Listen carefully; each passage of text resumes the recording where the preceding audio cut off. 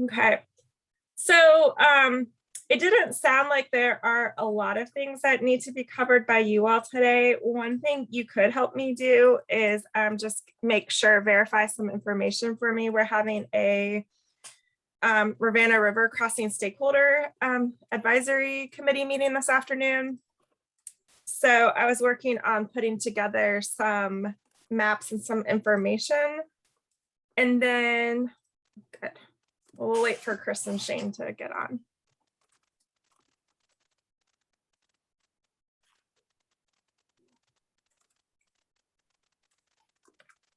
Give me just a second. Hey, Shane, thanks for joining us. Hey, Chris. Good morning. Good morning.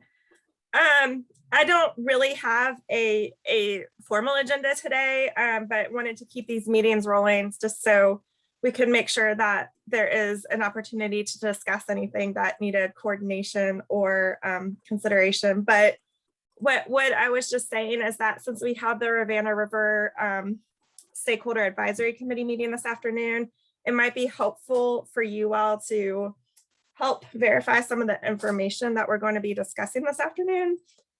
And I think I've talked to a few of you with some specific concerns. Shane, I don't know if you had a chance to read through some of those emails, but yeah, I did I did peruse the emails.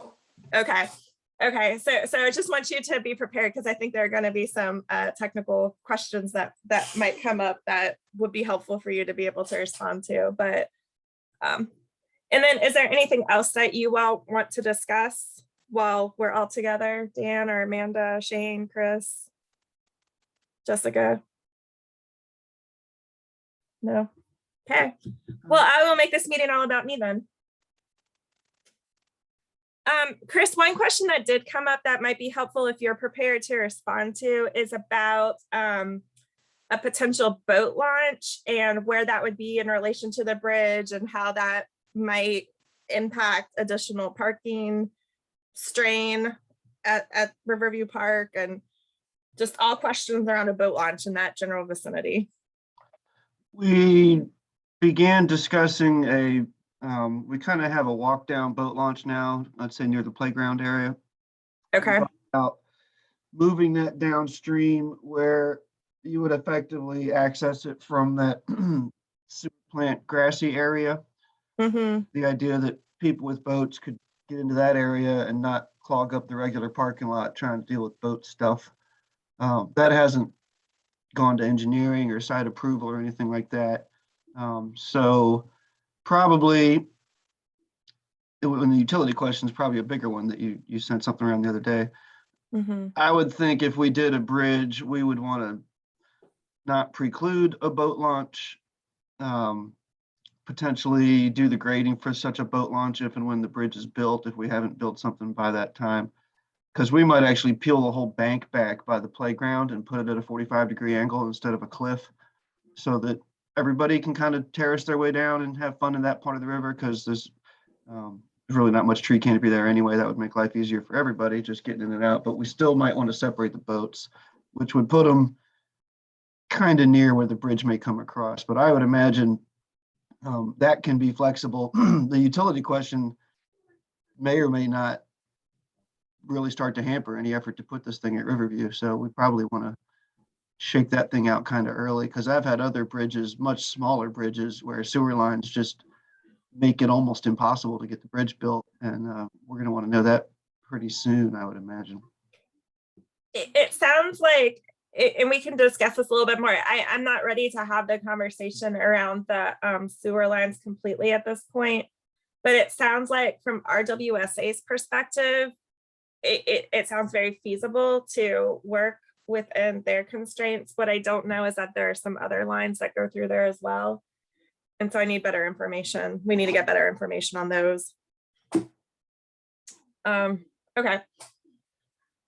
Well, that's just something that will likely come up. That's a question that will need to be addressed. But I think at the meeting tonight, the biggest issues that we're going to need to discuss are parking, and then really talking about the network connectivity. And this is where you all can confirm some information for me. Yes, Sandy, I do, before you get started, I do find it interesting that potential parking is being proposed as an impediment to building a pedestrian bridge. I mean, let's back up here and let's Sure. think about this. I mean, just from a logical standpoint, we're worried about you're letting parking be a major issue for a pedestrian path that's connecting. I mean, again, I just see that as a little bit ironic in the sense that, of all the impediments, I don't know if that is the major one, considering this is, in theory, I mean, for smart scale, we're proposing that's going to take cars off the road. So here, but our concern is we're putting more cars on the road in this area. I mean,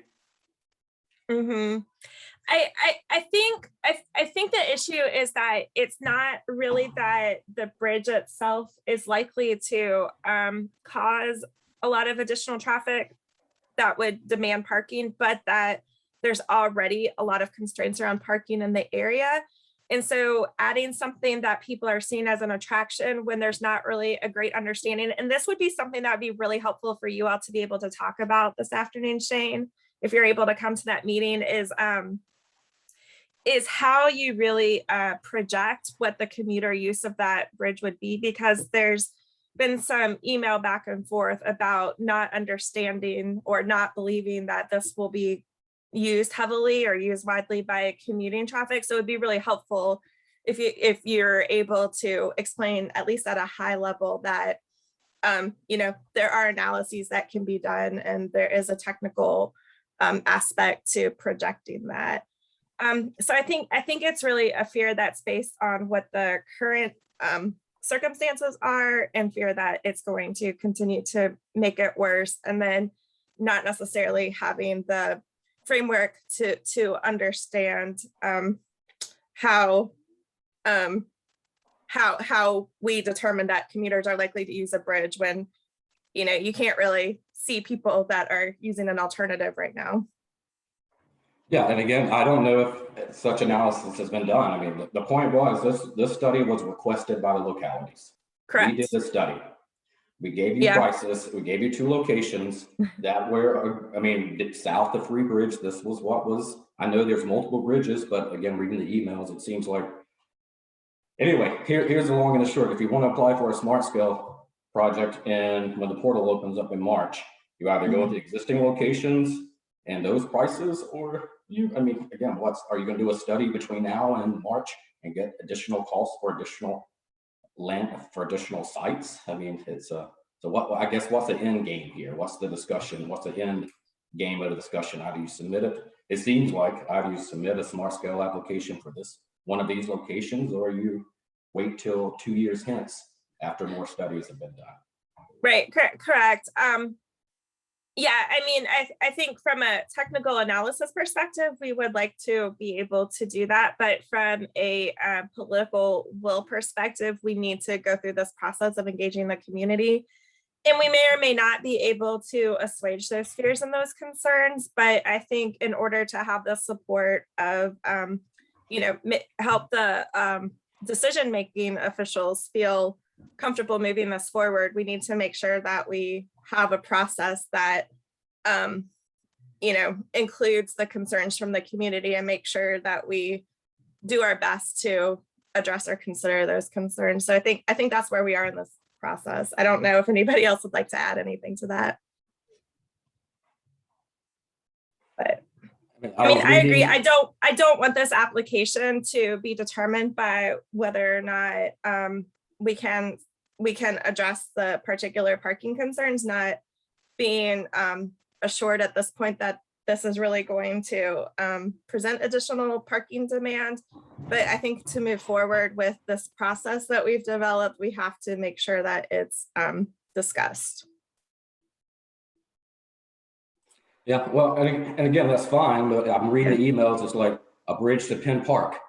Yeah. I mean, we know there are multiple bridges needed. Correct. And as Chuck said, this has been a bridge has been talked about for 30 years. Correct. Yes, multiple bridges are needed. But you're not going to build multiple bridges at one time. I mean, it's correct. Like choose a location, unless, there's more than one needed. I don't know. I'm just saying that, yeah. Short of doing another study, another location, what are the options here? You don't apply this time around, or you wait 2 years and do another study at another location. I mean, let's cut to the chase here. I mean, Right. And we had, Shane, we had a discussion with some city and people the other day, and this is a perennial issue where one or two people near the park are incessantly talking about parking. And I think it's one of those, like Sandy mentioned, we have a few things we're going to put in the report, like, well, if parking becomes an issue, we have considered a few options that would help with that. That way we can say as we proceed, we're not ignoring that. We're aware it might possibly become an issue. There's already parking issues down there we've been looking for some alternatives for, but yeah, I don't believe it would hold up this process going forward as it's currently going forward. What we can't do is just say, oh, it's not going to be a problem, because that'll shut down the process, because someone will go to city council and make it sound like we're not listening to them, like the tree stewards on the Route 21. So I think as long as we get ahead of it and say, yep, we're aware that might be a problem, we have some options as we go forward, that'll allow us to continue forward.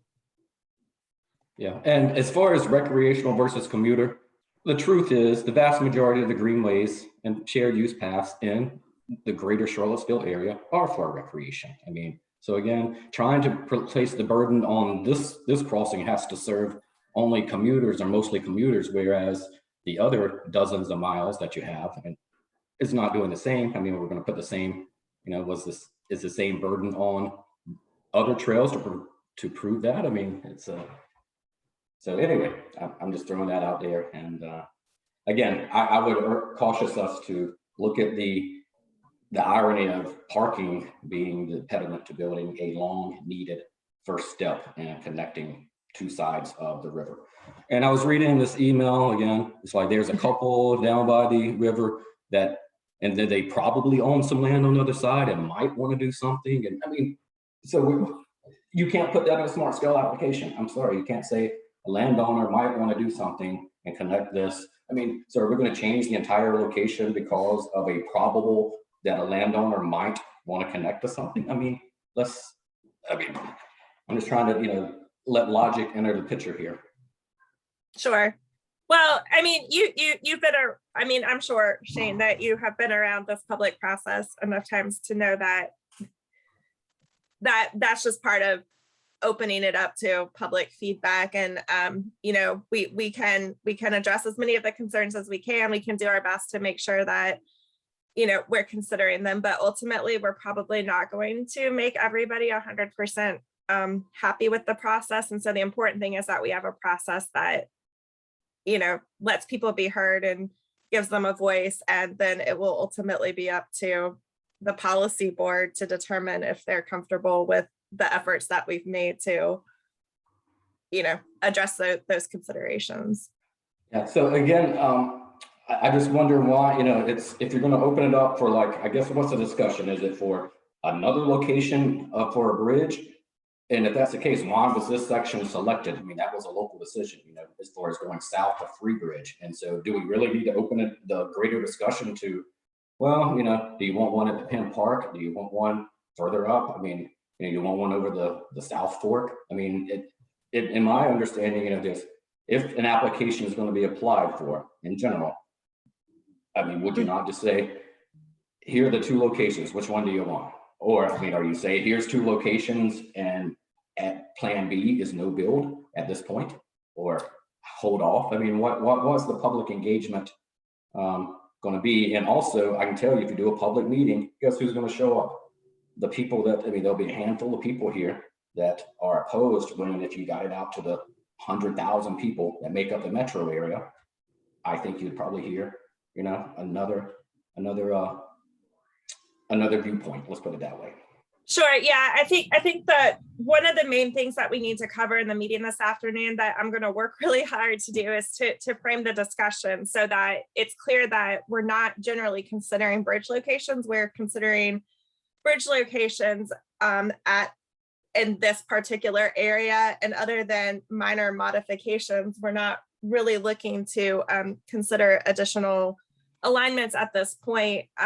Not because there aren't some good ideas, but because this has been part of a process that has been developed over time. So we're moving things from an assessment phase to a feasibility phase to, hopefully an implementation phase. So what we need to do though is we need to catch all these people that are suddenly becoming aware of how this is going to impact them a little bit more directly, to pull them along and help them understand that this has been building from a fairly comprehensive process over time, and give them the framework to understand that this isn't just coming out of nowhere. Well, and again, I would think, I mean, I would temper expectations. I mean, again, the long and the short is, as I said, if the smart scale application is going in this time around, I mean, it seems like one of those two options will have to be applied for, because what other cost estimates do you have? I mean, again, I wouldn't put I mean, are you going to tell people that, yes, you can take the information, but is anything other than, like you said, minor tweaking? I mean, is studying another location to cross the river? There were two options with prices and cost estimates. So are you going to frame it? Are you going to say up front that as of right now, no, we're not looking at another location? Because I mean, you can do that, but you can't do it before smart scale. And I mean, I guess you could if you could pay for it, but VDOT's not going to pay for it, I'm sure, given that we just paid for two studies recently, and they both have pretty much gone nowhere because of local opposition. Again, it's like why if there's local opposition and they're not moving forward, why request this? I mean, I guess that's one of the yeah. I mean, I think Shane, to that point, I think we do have an interest in at least determining whether or not there's interest in pursuing that third option that was developed by a member of our advisory committee, but we are certainly not opening it up other than that one additional one. And one of the things that we also will need to be covering at the discussion this afternoon is whether or not there is interest in that advisory committee from considering that, and really just trying to be very direct about what the implications of that might be if they want to include that as part of the analysis moving forward. So but what if other people submitted, I mean, what if 10 people submitted alternatives based on their back of the envelope drawing and desires? I mean, are you going to consider all those? I mean, it's like, if I submit my idea to the advisory committee, are they going to, if I'm just Joe Citizen, I mean, again, what is the process? It seems like a very small group is driving the bus here. That's my perception here. And yeah, I would think that we do mention that we do someday hope for a Penn to Darden bridge. That's still on the table. It's just not happening right now. So we again, so take that one that way. But to your point, Shane, I would say we've had engineers look at the actual floodway, and these are the two that are realistic. And something tells me there's a couple people trying to look for other options because they just don't want this one in their backyard. Not that it meets all the right transportation economic development criteria for smart scale, which is get over to Pantops and get to either Market Street or Chesapeake or Broadway. My mind says, yes, Sandy, we frame this like, yeah, we've had people who do this for a living look at this, and these are the options that are feasible and line up with the larger regional context. We do just have to deal with a couple NIMBYs and do everything we can to alleviate some of their concerns, and know that, not everybody will be 100% happy with it, but that's a public project that, there's always some people who disagree with your choice of locations or think it's going to be the end of the world. And we all know that's how this is played. I think as long as we're being due diligence and saying, look, yeah, a lot of people told me I could just put a telephone pole bridge over the Ravenna. We know that can't happen. Like, we know it has to meet all these flood constraints, and we had a professional look at that.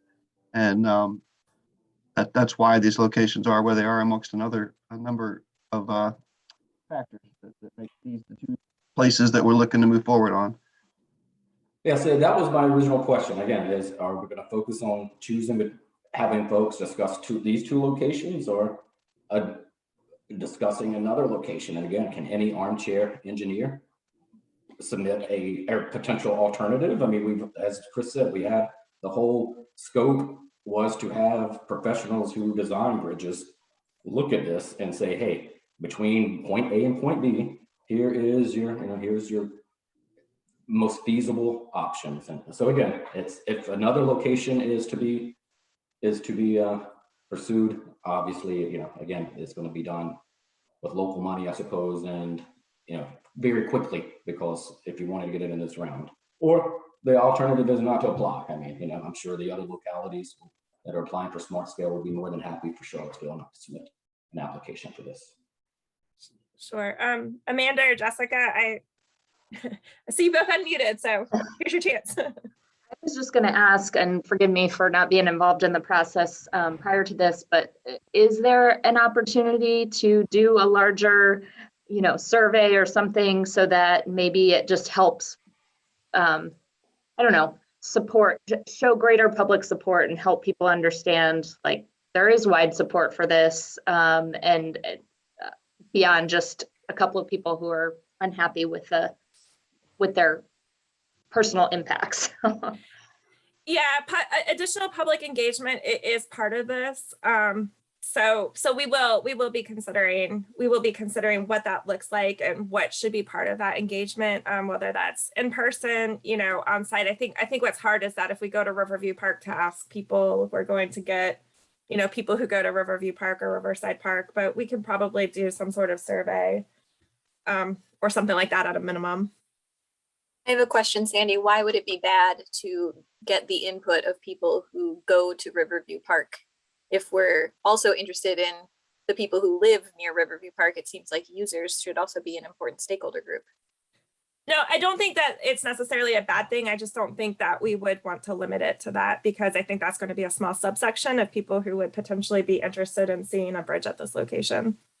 Yeah, I mean, would you also then ask the apartments that are in the thousands of apartments that are in Pantops? Would you go to those guys and the development that's across that would, these are the folks that would potentially be using said bridge. I mean, why would you just ask if again, you're building this as a regional amenity, transportation amenity, you don't just ask the few landowners that live around it, if what their opinion is. I mean, it's, and also like getting back to my question, if you do go to public and are you going to say, this option that we have, or some other option that we don't have?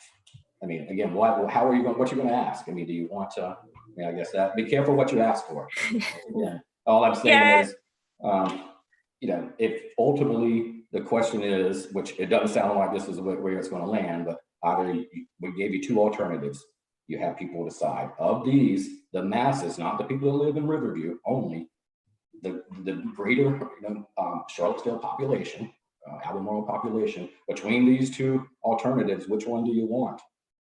I mean, again, there's a difference between doing that and saying, here's two options, but you might could have some more. Just tell us what you want.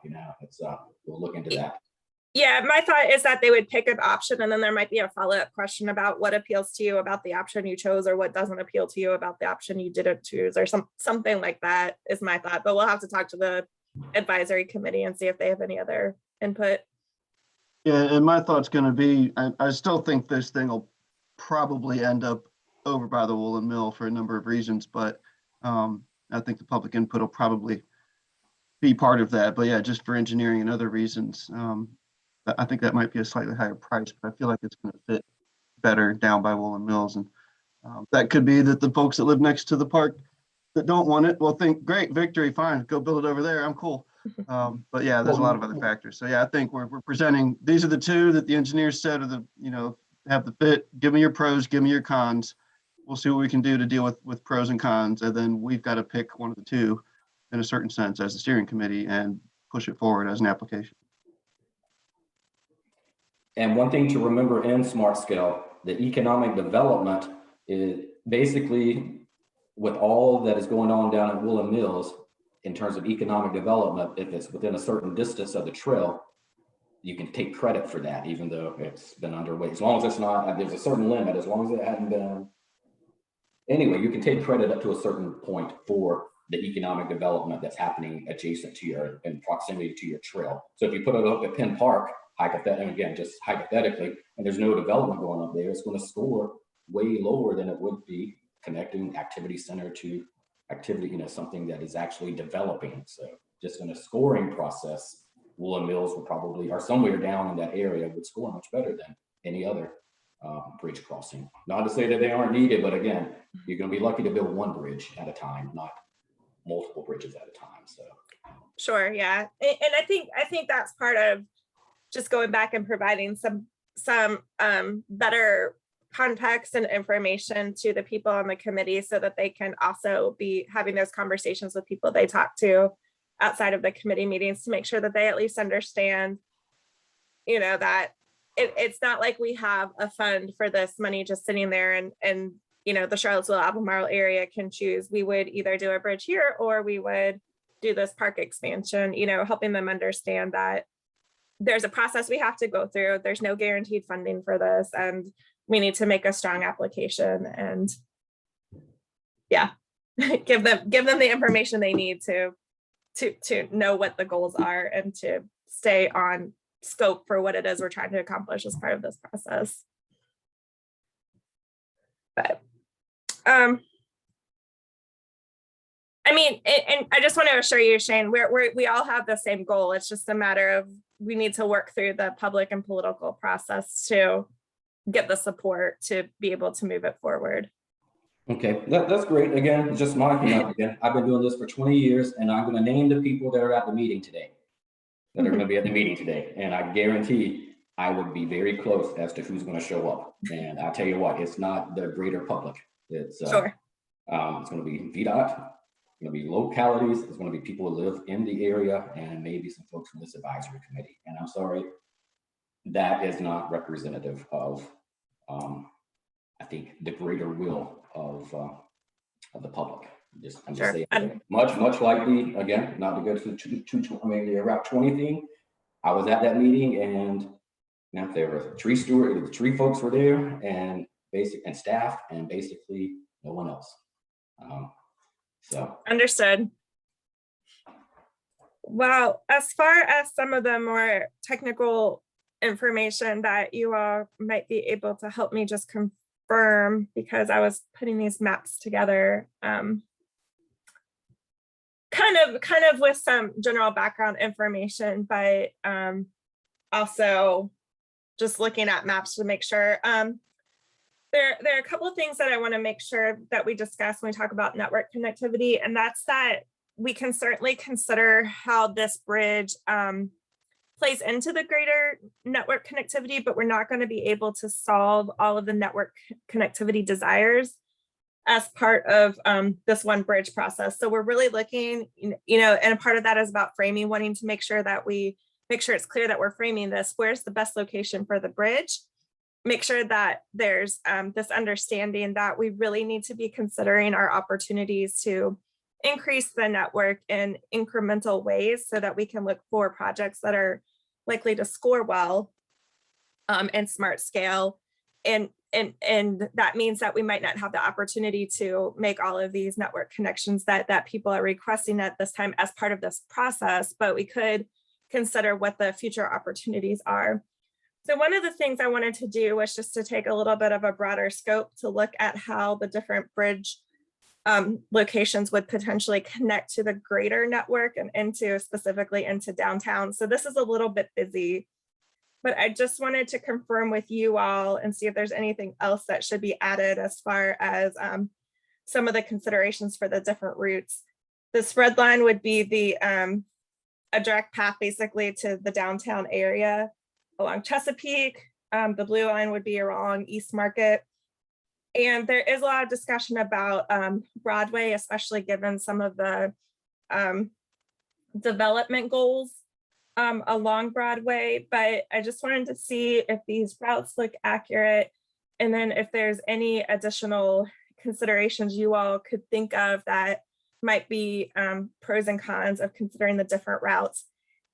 And just to be clear, as far as Broadway is concerned, I think what we need to talk about related to Broadway is that a connection at East Market Street could be a future connection to Broadway.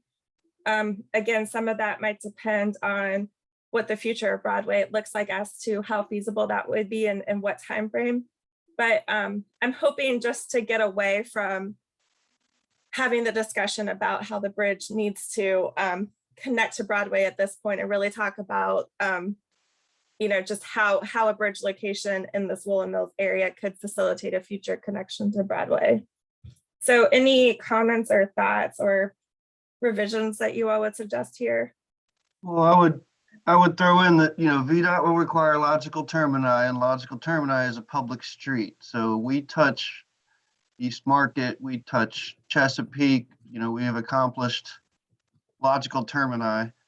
We can't tell people if you use the bridge, you have to take Broadway to downtown. Like once they hit a public street, they have the right to walk or bike like they would on any public street.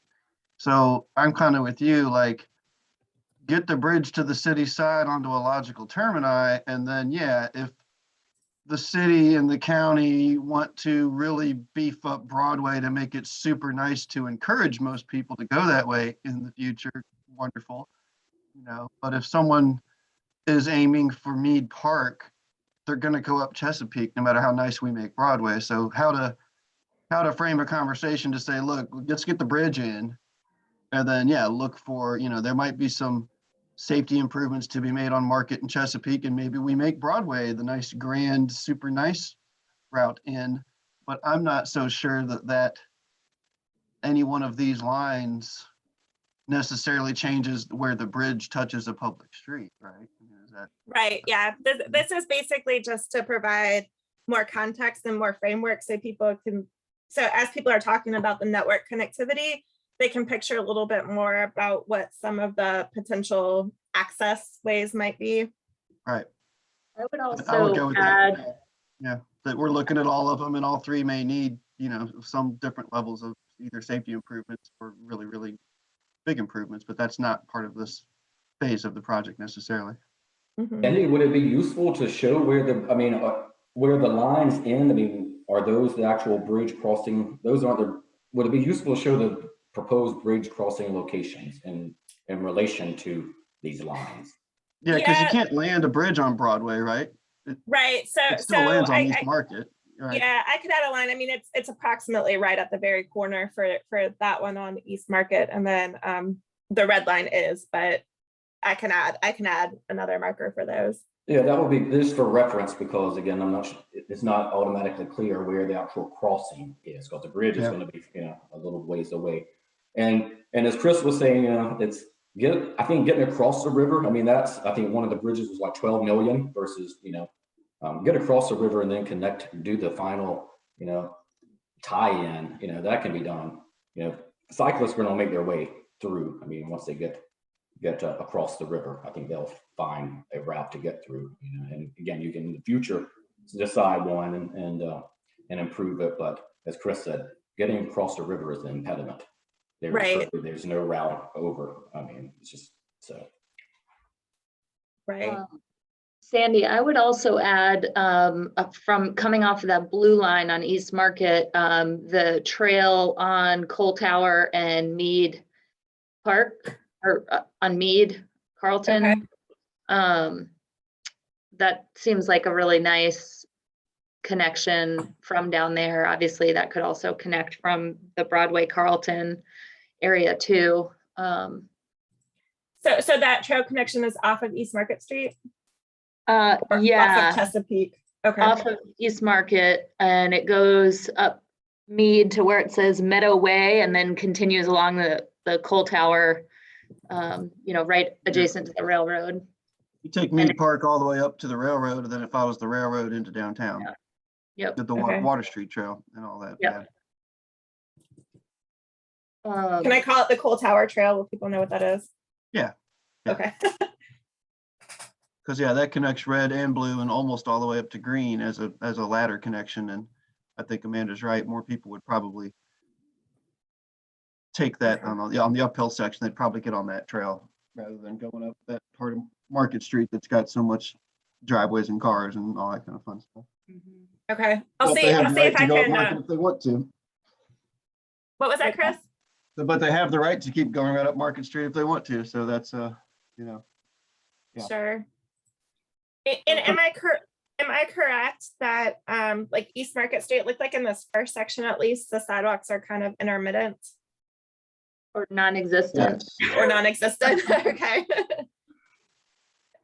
But once you kind of get through that first segment, it looks like it is contiguous. Pretty good all the way up to Avon 9th, whatever you call that. There's a few missing sections but it's more like 90% complete rather than like 30% on the low end. Okay. For Chesapeake, you have continuous sidewalks already in place, but it's continuous sidewalks on the north side only. Okay. Yep. That was a big build. They did all of that like 10 years ago in one fell swoop. It was pretty amazing. Okay. I also wanted to mention Broadway and Carlton, at least the city side portion. We've looked at adding bike lanes there, and that would require removing parking in a number of sections. So that could be just, something to keep in mind. We haven't had much luck with people being willing to have the parking removed in front of their house for bike and pedestrian things. So just something to keep in mind. And then in a similar vein, on East Market, we also had a pavement marking plan from Mead to 9th and did not get support for installing that because of the parking. So I think some of those opportunities are limited, hence that Coal Tower Trail is really a great option. Okay. And maybe there are some things that could be done in an interim basis, testing some things with temporary conditions on Carlton and Broadway that, Mhm. I don't know, just something to consider. Okay. And I think it's a different experience maybe for bikes versus pedestrians on any of those streets. The nice thing about Chesapeake and Market in terms of bikes is I know Market's got speed humps. I mean, the sight lines are amazing. They're perfectly straight. So there's a hill here and there, but in terms of sharing the road, you don't always necessarily need an entire full bike lane on every street to make it Right. safer. There are things we can do to make it safer, more pleasant. Chesapeake gets a little constricted with parked cars. It's a kind of a narrow street, but at least they're straight and you can see the cyclists if it is a shared situation. And yeah, there might be nominal safety improvements that don't require a full shared use path, bike lane, take all the parking out type solution. Broadway might seem to be closer to that, but to Amanda's point, once you measure it, you can't necessarily fit what you think you could fit with your eyeball when you just look at it. Right. So it sounds like Chesapeake Street probably, I know it's hilly. I know that's one of the concerns, and it has the higher traffic volumes. Is that consistent, the higher traffic volumes once you get on East Market Street? Is that true? Compared to East Market Street, maybe like once you get out of that actual wool factory area? Probably Market above Mead is way more, because Chesapeake ends at Mead Avenue and becomes East Jefferson, and East Jefferson's got all those dog legs in it. And I don't see a whole lot of people going up and down East Jefferson because you got to keep coming to a stop and switching around. So probably Upper Market has a pretty high traffic count.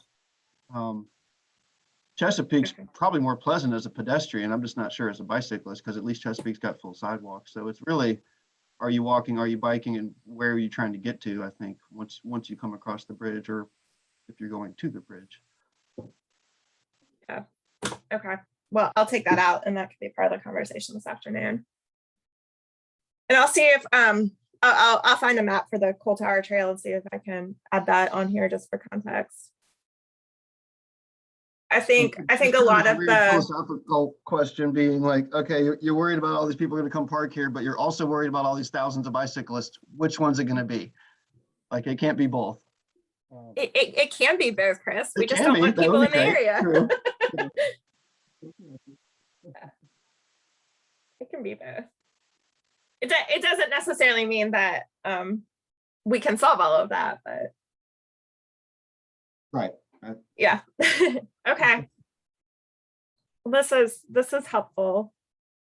And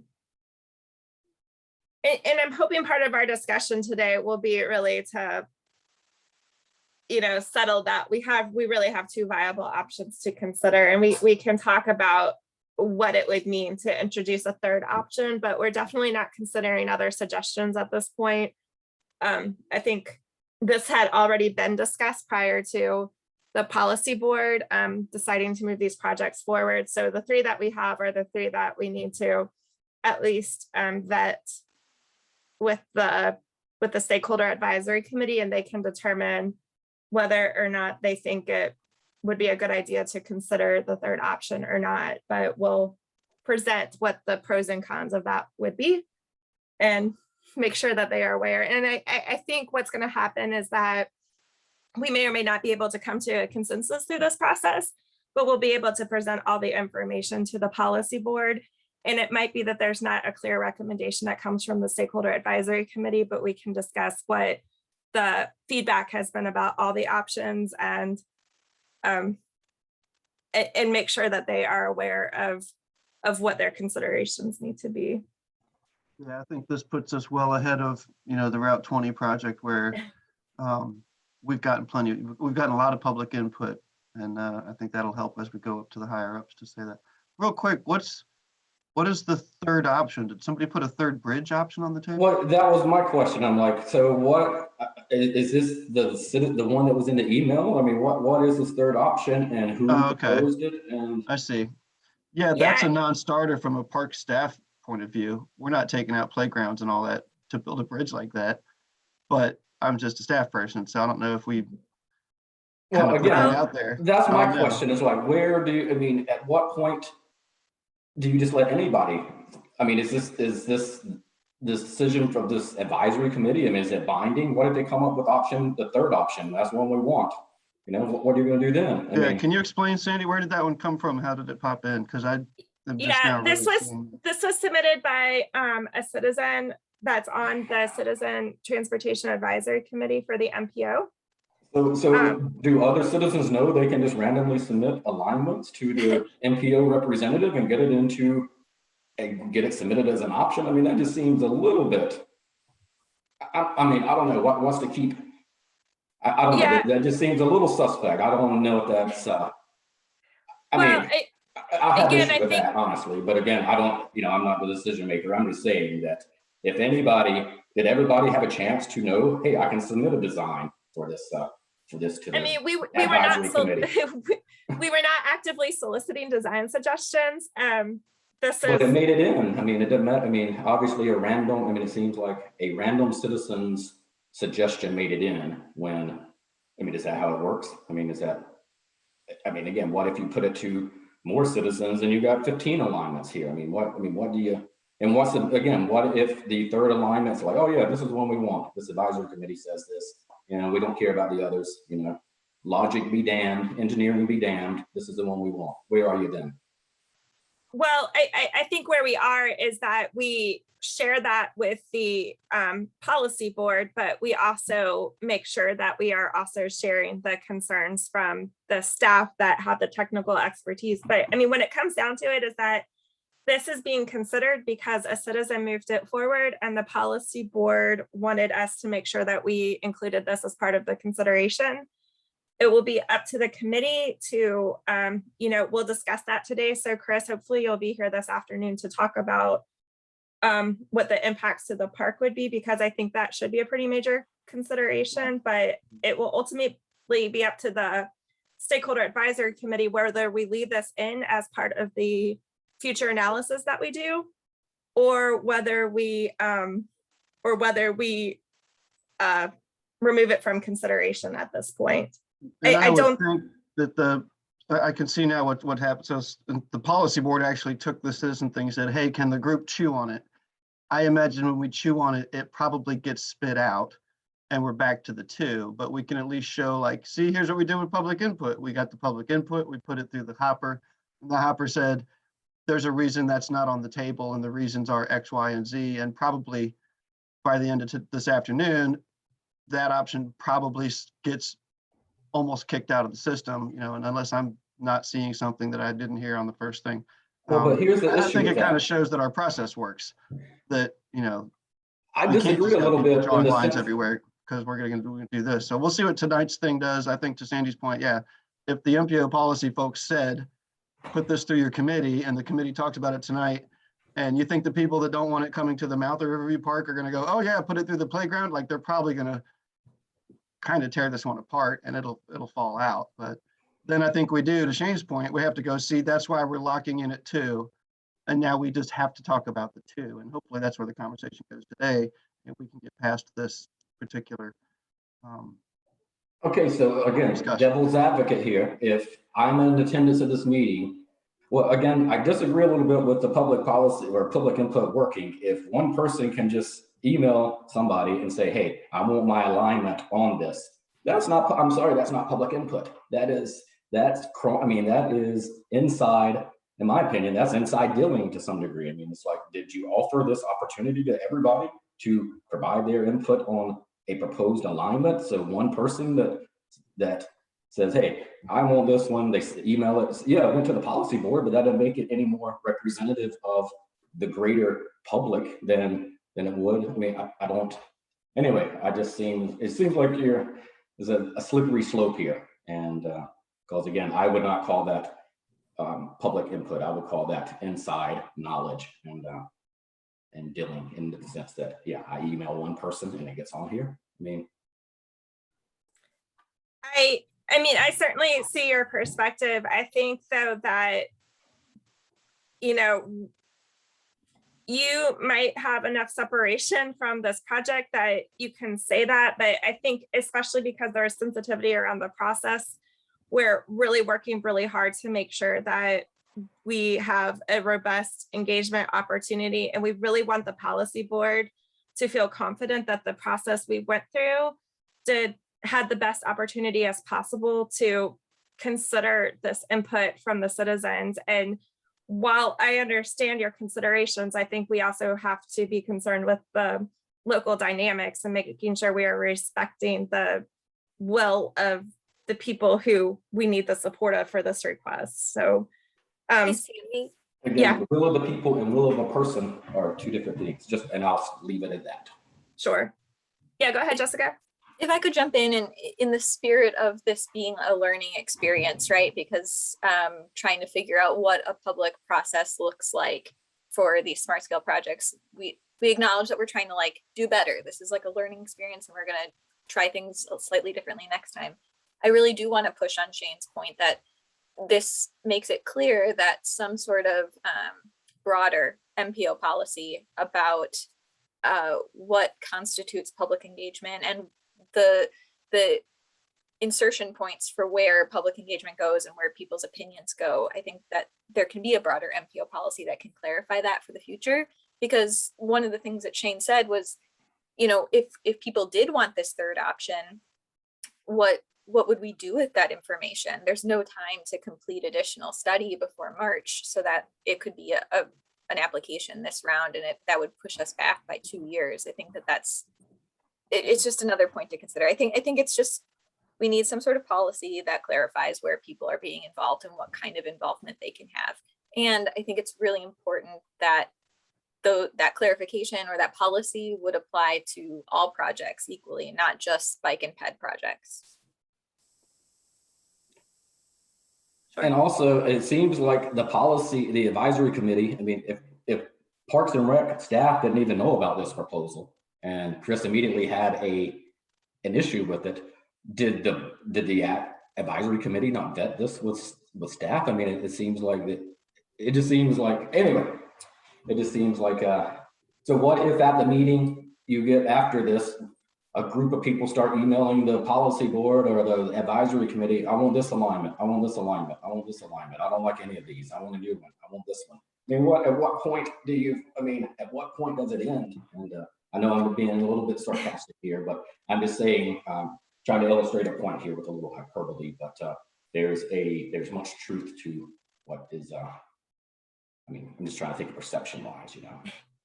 I don't disagree with any of that. I think though that what we have to do to move forward is if that's the case, we present the information and present why there are still outstanding concerns at that point. If we have them, we make it really clear that the options are that if that's something that they want to move forward with, it's going to change the timeline and there's going to be additional costs associated with preparing that. You know, I think we would just have to present the information, and maybe it's that this is the feedback we got from the advisory committee, which is advisory, you know, Yeah, as long as will- you say advisory committee and not the public, because again, I don't think this is, I think that would be public, and you calling this public engagement would be playing a little bit fast and loose with what actually went down. Sure, yeah, but I mean, we would just need to present the information at that point and why, you know, from a more technical or staff perspective, there are still some outstanding concerns at that point. So, I mean, I'm hopeful that we'll be able to get through this process and that won't really be a concern. And as Jessica said, this is an opportunity to correct some things that were areas of concern in our previous process. And after we get through this, we have more information and we can go back and vet what we did and see if there are ways that we can improve it even further. But, you know, for right now, we have to work within the circumstances that we have. So we're just going to try to move forward from there and see what happens and learn from this process. Yeah, and again, I think it's going to back up the reason why those two choices are on the table is that the other ones, we looked at 6 at the very beginning and narrowed it down to 2. And I think, like to Jessica's point, this will be almost a sacrificial lamb. Case in point, this is why we don't just let people draw lines on maps after we've gotten this far down. But we did our public input. You told us to run it through the hopper. We ran it through the hopper and it did not come out the other side. So I'm hoping by 6 o'clock tonight, that one is a good thing to report back to the higher ups that, like, see, we were on target with the 2. We really need to stick to the 2. So let's see what happens as of 6 o'clock tonight. And if it goes completely sideways, I owe you a beer, Shane. Sounds good, but I would, at the beginning, when you're introducing this, I would say, you know, it would be good to point out that 2 crossings have been vetted in terms of engineering, are feasible, have a cost estimate, whereas this other one, well, you can frame that however you want it, but basically this one just a citizen said, hey, draw this line on the map. And yeah, I know you don't have to say that, but anyway, it would be good to differentiate that 2 have been vetted engineering wise and are based on engineering. 1 is based on someone's desire. I have been trying to make sure that that is completely communicated every time we discuss this. So. Sandy, when you were just showing those slides, that last slide you showed that had pros and cons, was that for this oddball alternative or third alternative? Because yes. I didn't understand why that said likely least costly alternative, or what is that based on? Yeah, well, that's gotta be, that's impossible to say. I mean, honestly, that is just not, in good faith, can you really include that, given that it's a longer bridge than the others? I mean, can you really, in good faith, say that it's the least, I mean, based on what? I mean, I mean, it's one thing to get citizen input, but you gotta be truthful and transparent, and that's not. I can take that out. I think that's based on. I think that might be wise if yeah. I mean, just because if the other 2 have engineering kind of analysis, level cost, that one doesn't. It's kind of hard to say, I would guess. Yeah, I mean that's kind of based on different people's sort of like gut feelings. Like, yeah, that's probably true, but I don't have an analysis to back that up. So You know, there's no check mark in a smart scale for gut feeling. well, sure. And I wouldn't want there to be. Yeah. I'm not trying to pile on. I just no, think no, that, that's you know, fine. if you are going to show it, that really jumped out at me. It's like, you know, kind of one of those, whoa, how we know that kind of thing. I could actually add that to the list at the bottom that yeah, like we don't know the unknown costs is probably the best way to Yeah. handle it. Hey, and sorry I was late. I had a few fires to put out this morning, so oh, no worries. then I was like, oh yeah, there's this meeting. Yeah, no worries. Thank you for joining us.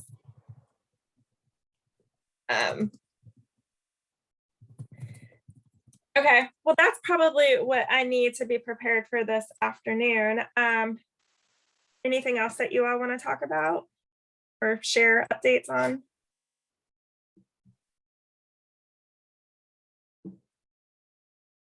Amanda, do you want to say anything given your future opportunities? Thank you. for that. I was waiting until the end for that, but maybe this is the end. Yeah, so I am actually going to be leaving my position with the city in the beginning of January. January 3rd is my last day.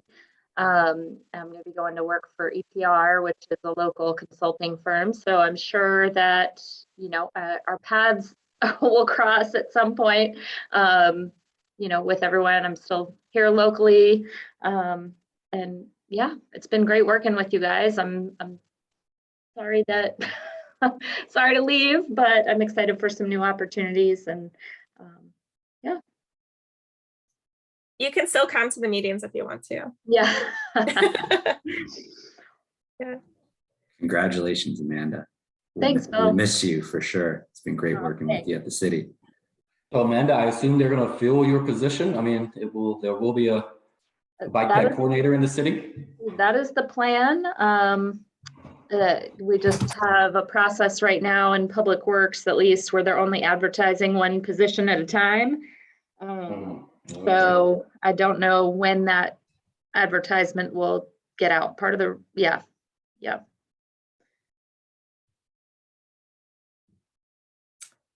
Well, I've certainly enjoyed working with you, and I know it will be a big loss to the city, and that there will probably be a lot of people that are scrambling to learn a lot of things in the short term, but glad you're not going too far, and looking forward to working with you on other projects as we have the opportunity to. Yeah. Yeah. Likewise. Cool. All right. Well, anything else you all want to add? Any last words? All right. Sounds good. Well, thanks everybody for hopping on.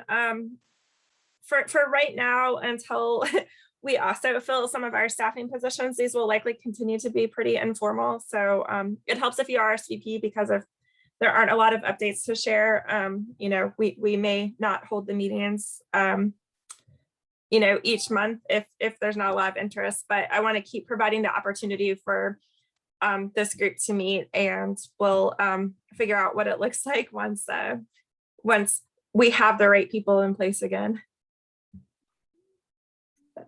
All right. Good. All right. Well, thanks everyone. I'll see some of you this afternoon, and I hope the rest of you have a good afternoon.